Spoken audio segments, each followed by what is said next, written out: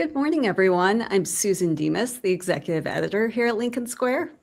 And I'm Sam Osterhout, the executive producer at Lincoln Square.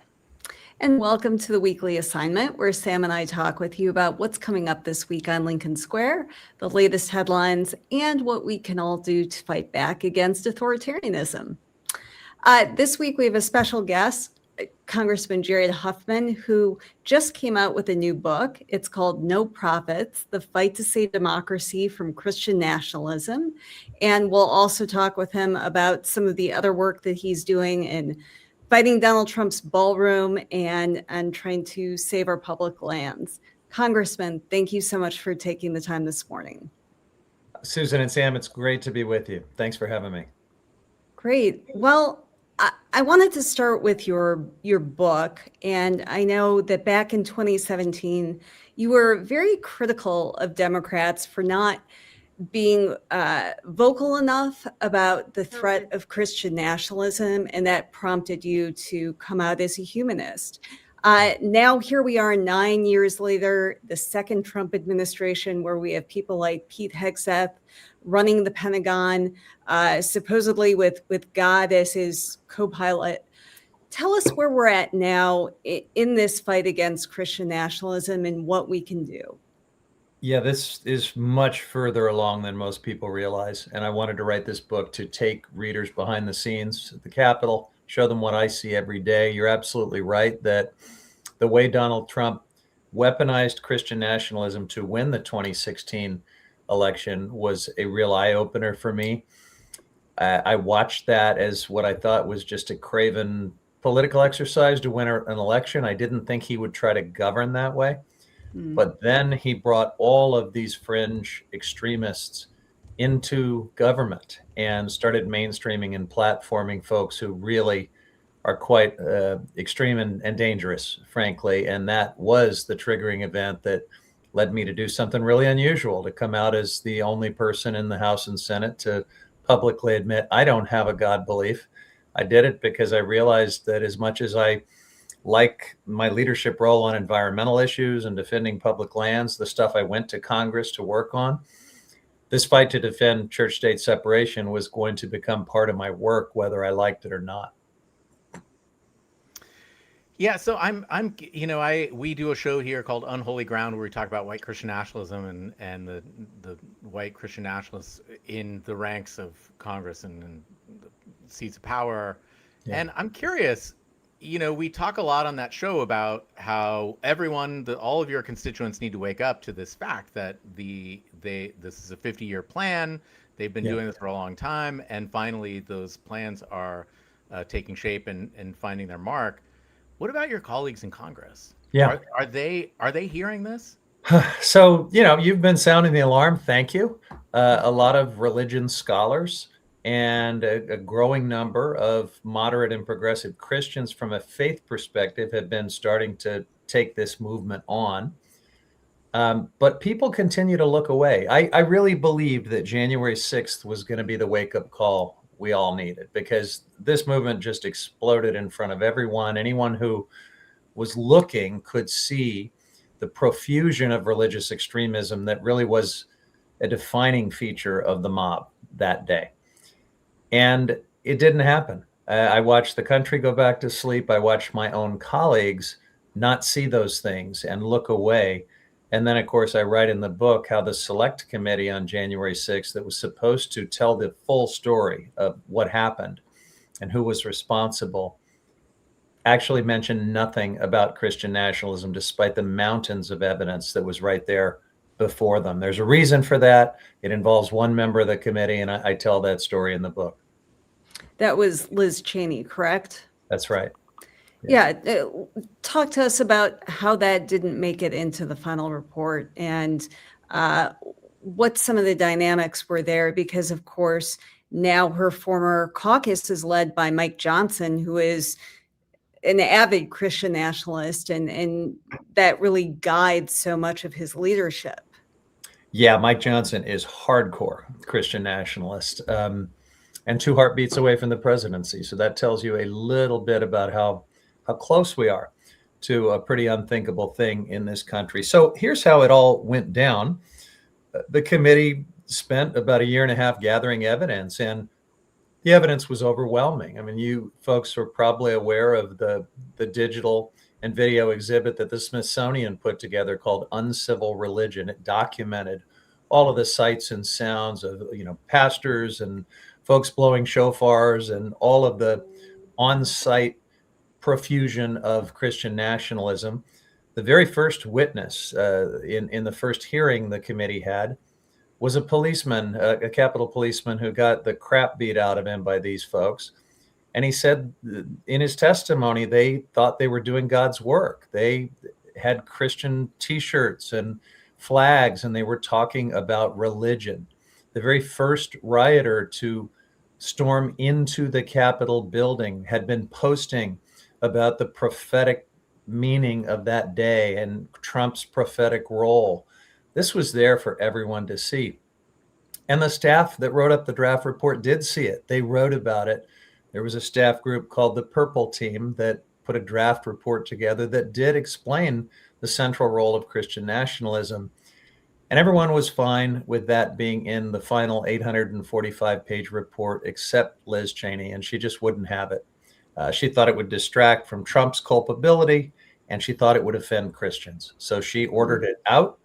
And as the committee vice chair and a huge part of how the committee was trying to project bipartisanship, she had the power to get her way. Look, it makes me so mad. The idea that you can't print fact or truth or data or evidence or any of that, this, that, and the other, because it might offend a constituency, is not doing that constituency any favors. That's right.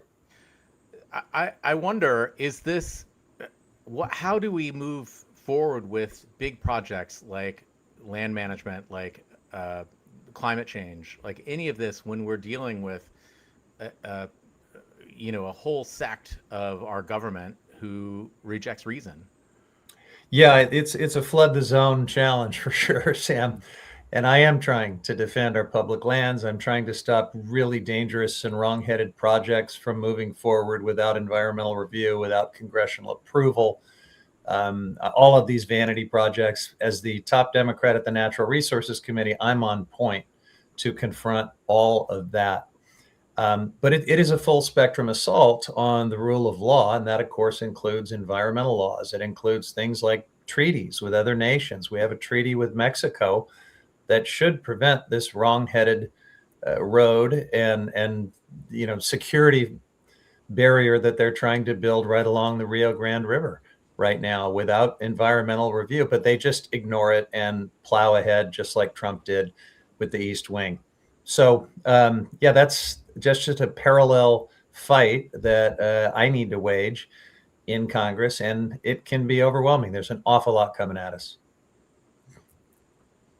I know that last week you filed two amicus briefs in a couple of cases, both for Trump's East Wing and then also for a separate case with the National Trust for Historic Preservation.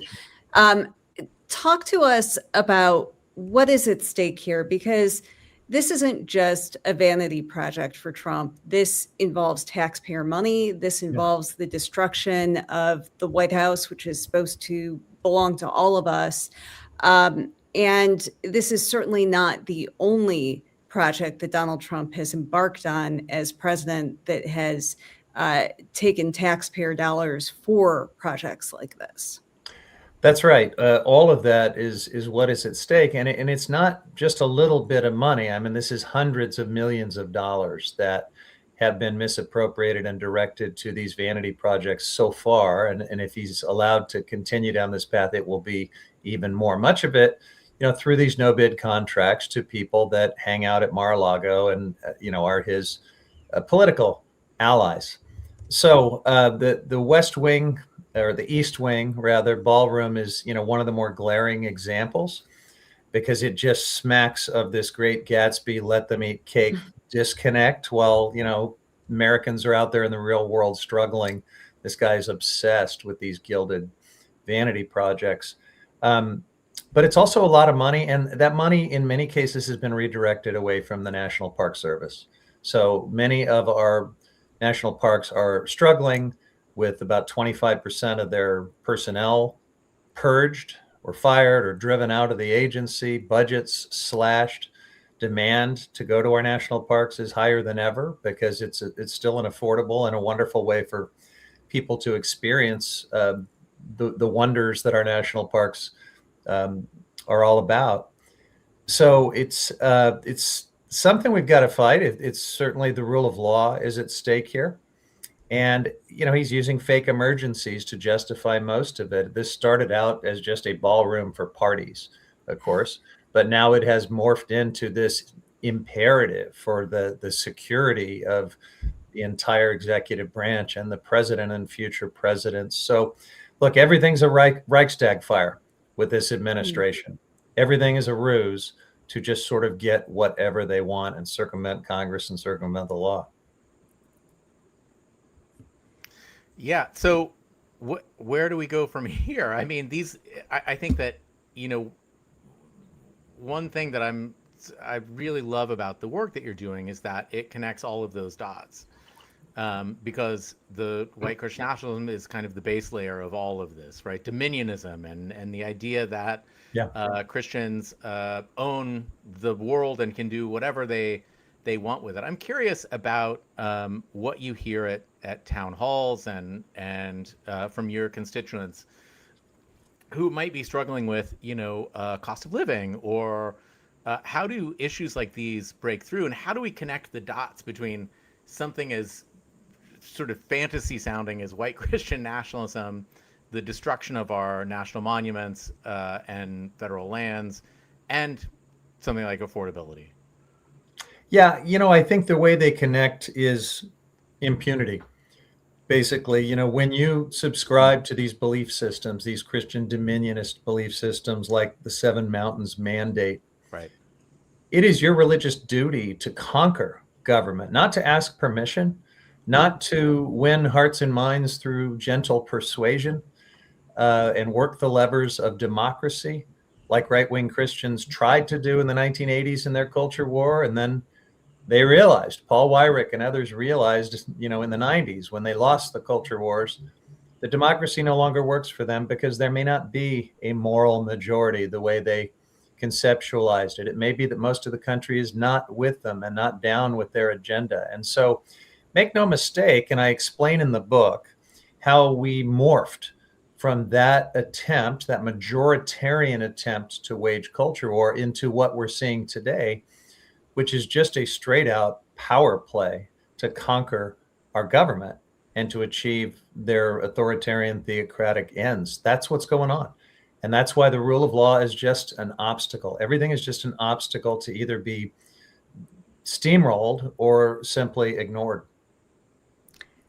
There are so many fronts that the Trump administration is trying to destroy our public lands. You mentioned the attempt to build a wall in Big Bend, which has been suspended for now, but as we know, the Trump administration tends not to give up very easily.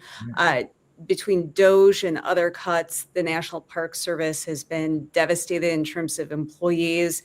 And some of those employees are now protecting the reflecting pool or trying to prevent people from reading historically accurate exhibits at the Smithsonian instead of actually doing their jobs.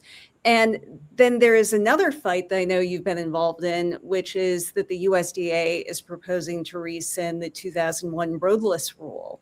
Yeah. And that would essentially strip out protections from 45 million acres of national forest. And pretty much every state in the country has massive amounts of national forest protected. And this would probably affect millions upon millions of people. Tell us what this would mean practically. Is this basically selling off our national forests for parts? Well, it's hard to see it any other way.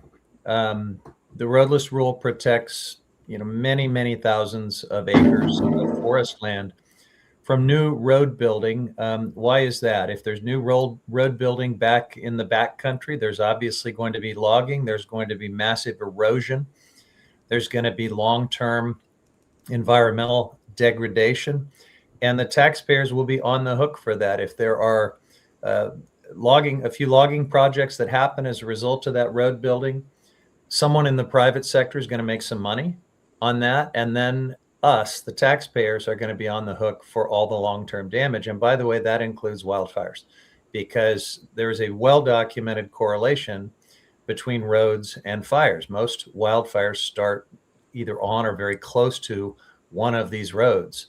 And so if you fill the backcountry with all of these new roads, you are subsidizing in a huge way a one-time extraction exercise for private industry at a potentially tremendous cost. And obviously, you're compromising wilderness and environmental values. So it's a really reckless and short-sighted idea. The Roadless Rule was once something that was supported across party lines. It's been around for a couple of decades now, and we're doing what we can to defend it. I think this will probably be turned around. I don't know how long it will take. I don't know if it'll be stopped in the courts or whether we will need the next Democratic, hopefully, administration to undo it and put a new rulemaking in place. But we have to have something like the Roadless Rule. We're also in the middle of one of the worst fire seasons that we've experienced. And of course, we're all dealing with the impacts of the climate crisis, which the Trump administration seems to actively be trying to make worse. Can you talk with us about the broader environmental issues that we're dealing with, and what Congress could possibly do to fight the Trump administration on that front? Yeah, I'm happy to talk about that. I'll try to tie it in to this other subject we're discussing, which is the Christian Nationalist movement and the assault on democracy and our form of government, our individual liberties, all the things that are hanging in the balance there. They're not just fighting about that. They are also at war with science and with anything that threatens their very narrow and brittle worldview that is all about the Bible. You asked earlier about, my unusual step of coming out as a humanist, as a public non-believer in 2017. Part of the moral reckoning that led me to do that was one of the people that Trump platformed was he made a guy named Scott Pruitt head of the EPA. And Pruitt, of course, is one of these true believer Christian nationalists. He justified these massive rollbacks of environmental protections, these huge giveaways to corporate polluters, by citing the book of Genesis and the fact that God told Adam and Eve to, take dominion over the earth and that he would take care of it from there. So I think many of these hardcore Christian nationalists continue to act upon that biblical mandate as they see it, the belief that this is all theirs, that their biblical command is to use it, exploit it, consume it, and that God will make sure nothing bad happens as a result of that. So this is dangerous stuff in the 21st century. If you believe that all of this pollution and consumption and carbonization of our atmosphere, if you believe it's all going to be fine, because God controls the sun, as one of my Republican colleagues, Mary Miller, said famously in an interview. She was asked about solar power and whether it was in conflict with God's plan. And she said, yes, it is, because this is all a hoax. God controls the sun, and the sun controls the weather. This is her, sophisticated analysis. And therefore, the climate and everything is going to be just fine. People in the United States Congress say these things and act on these incredibly wrong-headed beliefs. And in this day and age, the fight is about more than just democracy. The fight is about our ability to live on this planet. These institutions of learning and science and research that they are attacking right now, we're counting on them to help us get through the next disease or pandemic, and certainly the climate crisis. So I do see linkage between these parallel fights. Yeah, the stupidity is willful, right? It is you have to want to be that ignorant. You really do, and to sort of bend yourself in pretzels to connect those weird dots, right? That God controls the sun, so solar power is. We're going into a huge El Nino year, Yeah. and I think the climate's going to get really wonky. It's going to the weather's going to be strange all over the world, and I fear that they're going to say it's not climate change because it's an El Nino year. It's just God's normal cycle. Well, that's what they'll say. But first, they tried to get rid of the ocean buoy monitoring system, Right. and first they tried to gut NOAA scientists and all the So it's just remarkably dangerous, and it's not unlike the way religious extremists actually, back to the time of our founding, opposed Ben Franklin's invention of the lightning rod. They thought it was an interruption of God's plan, that the arrogance and the hubris of humans thinking that they could intervene and stop God's plans, and their preferred method, of course, of protecting churches from lightning strikes, because the lightning rod was invented to protect places like churches, was to keep sending, people up into these bell towers to sprinkle holy water and ring bells, and it got many of them killed. But that this is the stubbornness and frankly the break from rationality that we are challenged with in this moment.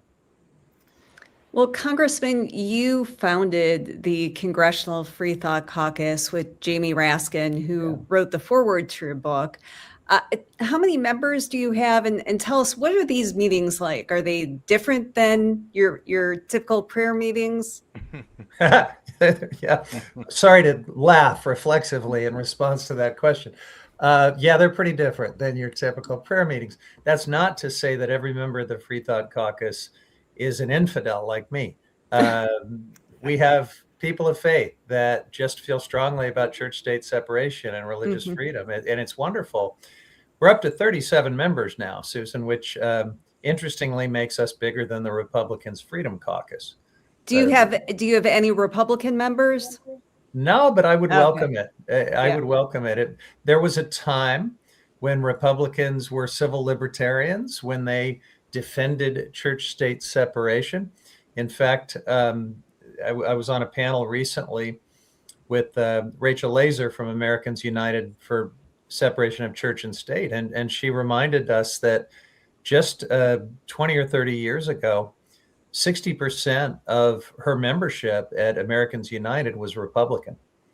That has fundamentally changed. And so we're now at this moment where Republicans openly oppose church-state separation. Mike Johnson categorically just opposes church-state separation, argues that it's a misunderstanding.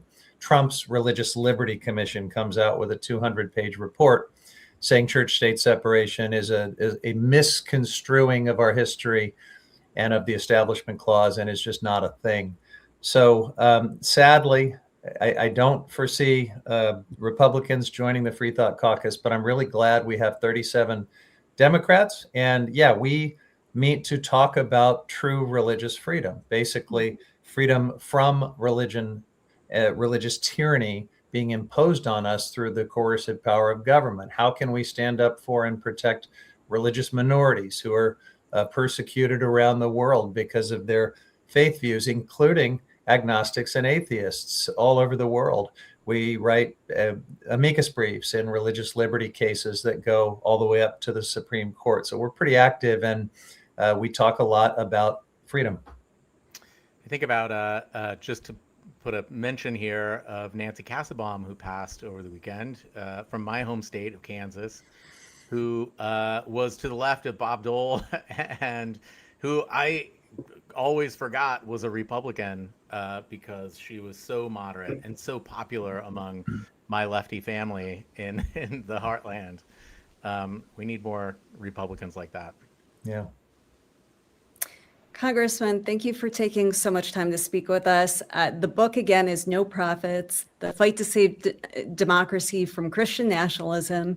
It's out right now, and we really appreciate you taking time as you are in the midst of promoting the book and, of course, doing everything you can to protect our public lands. Thank you both. It's great to be with you. Thank you. I love that guy. Yeah, he that is a full plate between public lands, the ballroom, and fighting Christian nationalism. And it's funny. I was watching an interview with him earlier where the interviewer said, "So is this your book that you is launching your presidential campaign?" And he was like, "This book?" No. Yeah. It takes really, I think, bold leadership to, first of all, come out as a humanist, which doesn't seem like it would be that scary, but in this environment, for sure it is. And to draft this book while in office.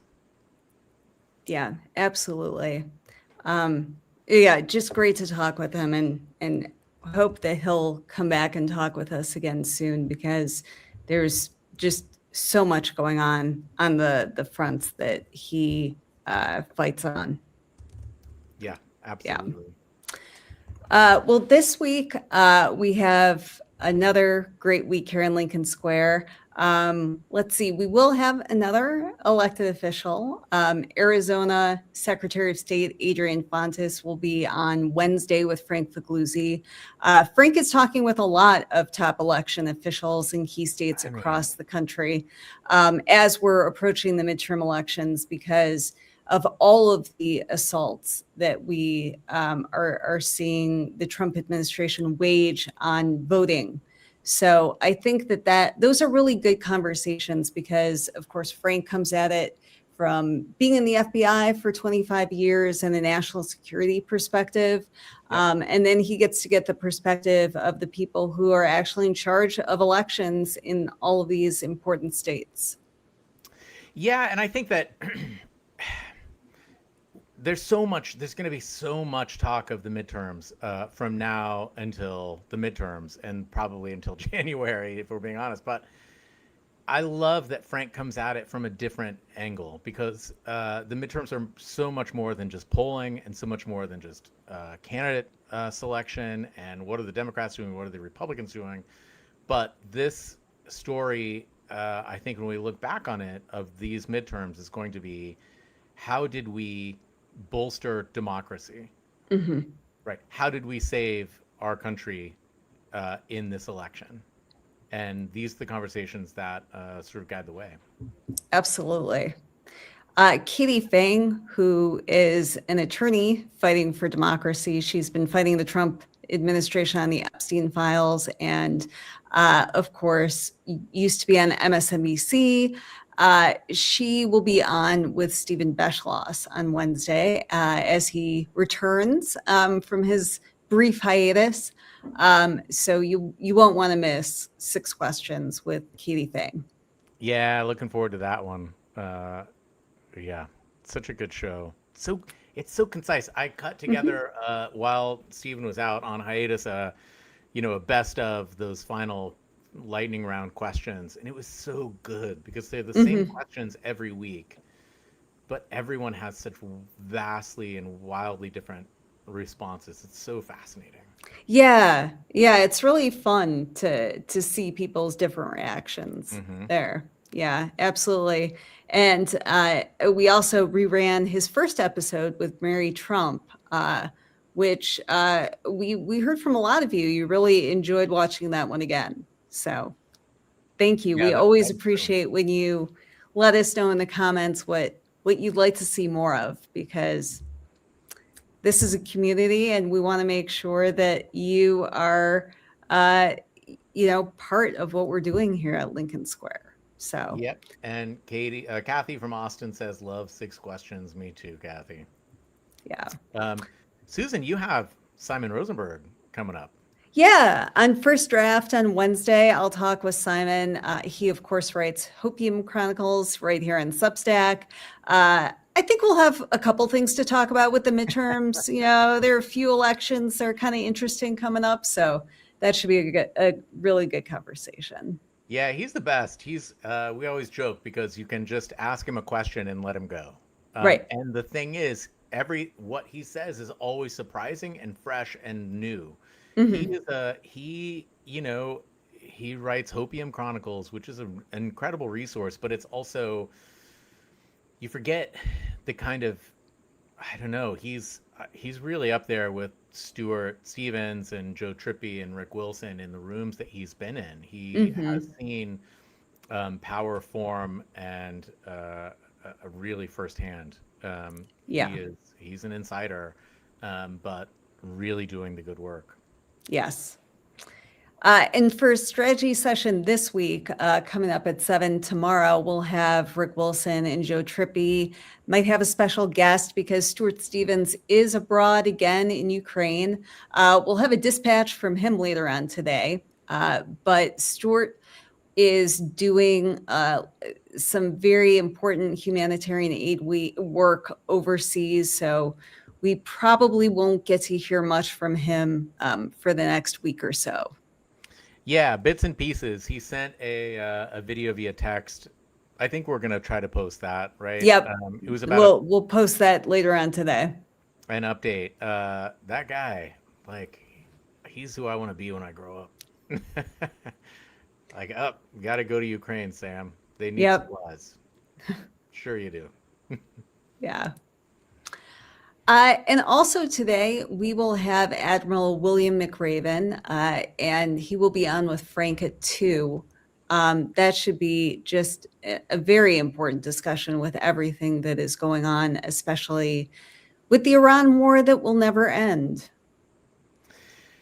Yeah, this is I'm really actually looking forward to this. I hope you all.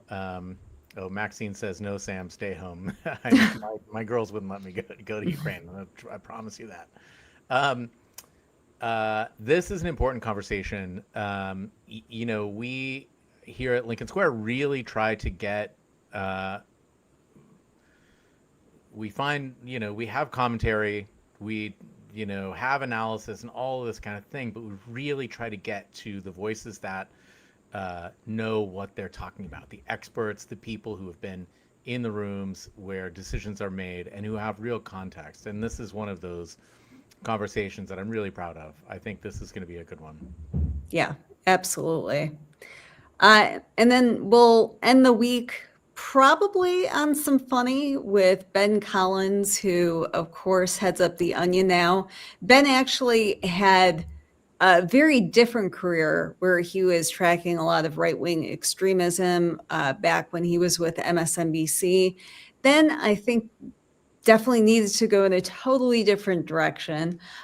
He's really revitalized The Onion, and he will be talking with Edwin Eisendrath on It's the Democracy Stupid about that journey and what's next, because The Onion has purchased InfoWars. So that's a very interesting project that they have taken over. Yeah, and it's doing great. I mean, talk about like The Onion and deciding to go print again. Mm-hmm. I love it so much. Yeah. So much. Yeah.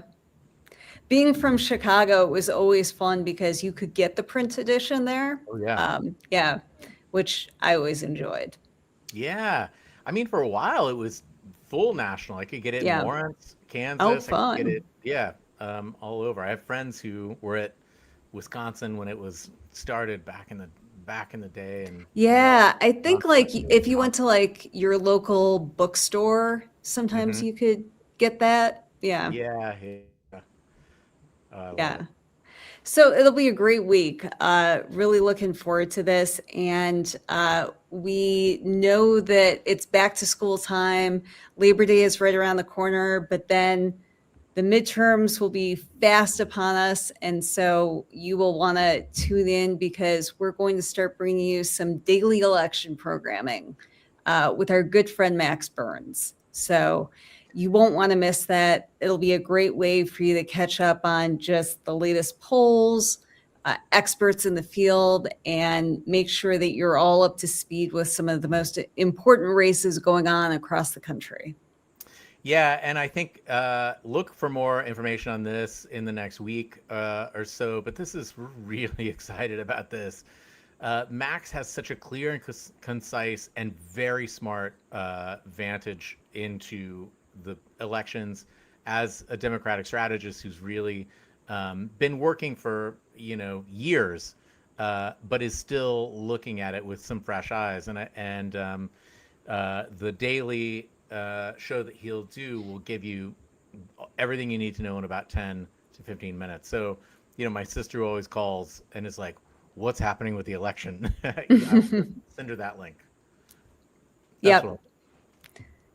Yeah, we're definitely looking forward to that. We heard from you that you want more election in your life, and so we're going to give it to you. Yes, you got it.